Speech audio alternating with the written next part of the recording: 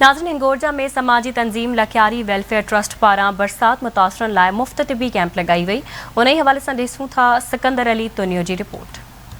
लखियारी welfare trust पारां बरसात सबब मलेरिया गैस्ट्रो समेत मुख्तलिफ बीमारियों में वरतल मरीजन के लाइ हिंगोरजा में एक रोज़ा फ्री मेडिकल कैंप लगाई वई, जैमें मुख्तलिफ बीमारियों के स्पेशलिस्ट डॉक्टरनि ऐं डॉक्टरियाणियुनि मरीजन जो फ्री मुआयनो कयो ऐं मुफ़्त दवाऊं पिणु ॾिनियूं। उन हवाले से मेडिकल कैंप ते मौजूद डॉक्टरनि ऐं शहरनि आवाज़ टीवी न्यूज़ से ॻाल्हाईंदे चयो त महांगे में महांगी दवा ऐं जेकी भी बीमारी जी हुंदी दवा उहा जेको आहे हिते साईं वारनि जेको आहे प्रोवाइड कई आहे ऐं डॉक्टरनि जी बि बहितरीनु टीम आहे। लेडी डॉक्टर्स बि आहिनि, डॉक्टर्स बि आहिनि जेके पंहिंजो जेको आहे कमु कनि पिया था ऐं तमामु घणो मरीज़नि जो हिते रेशो आहे। मूंखे जेको आहे अंदाज़ो आहे त इंशाअल्लाह हिते जेको सिलसिलो हले थो पियो इहो तक़रीबन मुंहिंजे ख्याल में 1500 ताईं मरीज़नि जो थी वेंदो। ये कैंप लगाई वही है गरीबन के रिलीफ ॾियण लाइ, जीअं सीज़नल बीमारियूं आहिनि, पंहिंजो मलेरिया हली रही आहे या फ्लू आहे या दस्त उल्टियूं हली रहियूं आहिनि, इन जे लाइ असां मुफ़्त कैंप लगाई आहे। हिते जेके डॉक्टर्स आहिनि उहे पंहिंजी सर्विस अंजाम ॾेई रहिया आहिनि। असां हुकूमत खां मुतालबो कयूं था त आसपास जे इलाइक़नि में ॿियनि इलाइक़नि में बि हीअ जेका आहे फ्री कैंप लगाई वञे, जीअं माण्हुनि खे हितां जे माण्हुनि खे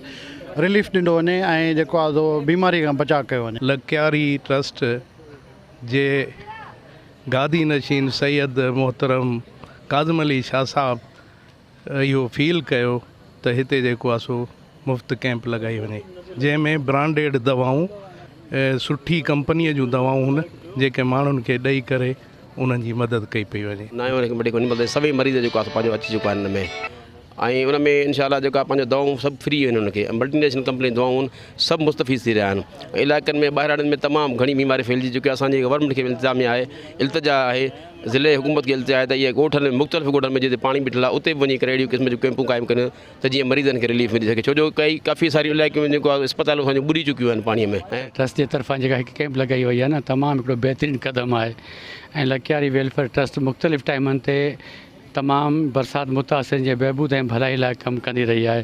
गवर्नमेंट खे घुरिजे त हे जेके लखियारी वेलफेयर ट्रस्ट में तमामु जेके बि NGOs आहिनि उन्हनि सां ताउन करे त जीअं मुस्तक़ीन तक तमामु मेडिकल जे फैसिलिटीज़ या राशन वग़ैरह या टेंट वग़ैरह पहुची सघनि। एक रोज़ा फ्री मेडिकल कैंप ते आयल शहरनि लखियारी वेलफेयर ट्रस्ट जे इन अमल के सारायो ऐं सिहत खाते जे इंतज़ामिया खे अपील कई त बरसात में मुतासिर थियल ॿेराड़ियुनि जे इलाइक़नि में अहिड़ियूं मेडिकल कैंप्स लगायूं वञनि त जीअं बरसात में मुतासिर थियल ग़रीब माण्हुनि खे रिलीफ मिली सघे। कैमरामैन जमशेद अहमद तुनियो सां गॾु सिकंदर अली तुनियो, आवाज़ टीवी न्यूज़।